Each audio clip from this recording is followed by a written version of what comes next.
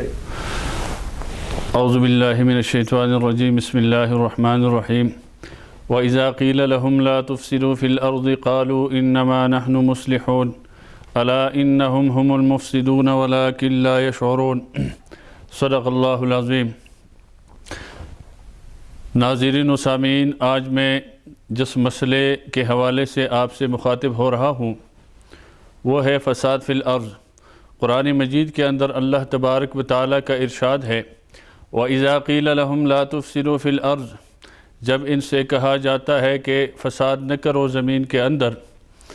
تو قالوا انما نحن مصلحون، وہ جواب دیتے ہیں کہ ہم تو اصلاح کرتے ہیں، ہم تو اصلاح کرنے والے ہیں۔ تو اللہ پاک نے ارشاد فرمایا الا انہم ہم المفسدون ولکن لا یشعرون،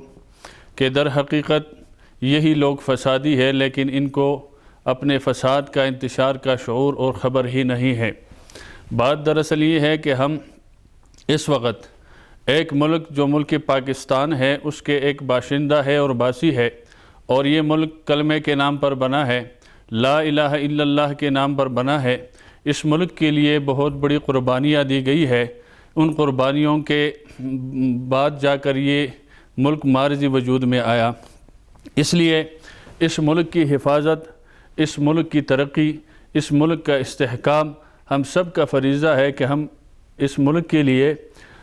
اپنے جو صلاحیتیں ہیں، اپنا استعداد ہے، وہ بروئی کار لاتے ہوئے اس ملک کی حفاظت کر سکے۔ لہٰذا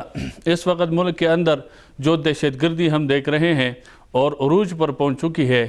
ہر شعبے سے تعلق رکھنے والے لوگ غیر محفوظ ہے، اور فساد فی الارض،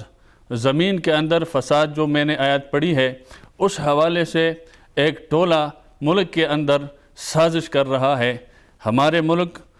دشمن کی نظروں میں چبھ رہا ہے، چاہے انٹرنیشنل ایجنسیاں ہیں وہ بھی خلاف ہے، انڈیا ہے وہ بھی ہمارا خلاف ہے جو پڑوس ہی میں ہے، اور ملک کے اندر کچھ لوگ ایسے ہیں ان کا آلہ کار بن کر ملک کے اندر انتشار پھیلانا چاہتے ہیں، فساد پھیلانا چاہتے ہیں۔ علماء محفوظ نہیں ہے، عام لوگ محفوظ نہیں ہے، ادارے محفوظ نہیں ہیں، سیاستدان ہیں تو بھی محفوظ نہیں ہے۔ ہر حوالے سے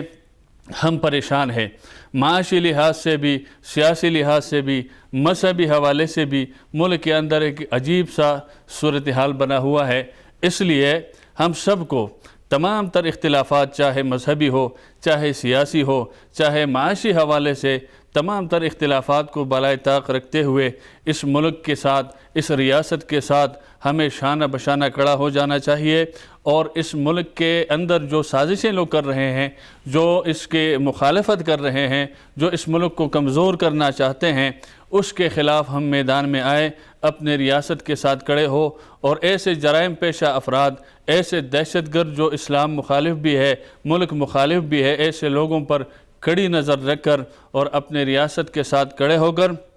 ایسے لوگوں کے خلاف ہم متحد اور متفق ہو جائے، تب جا کر ہمارا ملک ترقی کرے گا، تب جا کر ملک آگے بڑھے گا۔ اگر ایسے لوگ کہیں پر بھی وہ چھپنے کی کوشش کرے، پناہ لینے کی کوشش کرے، تو ہمارے ریاست کو بھی چاہیے، اور ریاست کو یہ حق ہے کہ ان کے خلاف کارروائی کرے، اور کر بھی سکتا ہے۔ اس لیے ایسے لوگوں کو نہ پناہ دینی چاہیے، نہ ایسے لوگوں کو چھپنے کی جگہ دینی چاہیے ہمیں، اس لیے کہ نہ اسلام اس کی اجازت دیتا ہے، نہ شریعت اس کی اجازت دیتا ہے۔ ہمارا اسلام تو ہر قوم کا، یہاں تک کہ جانوروں کے تحفظ کا بھی انہوں نے بیڑا اٹھایا ہوا ہے، اور وہ محافظ ہے۔ اس لیے ہمیں چاہیے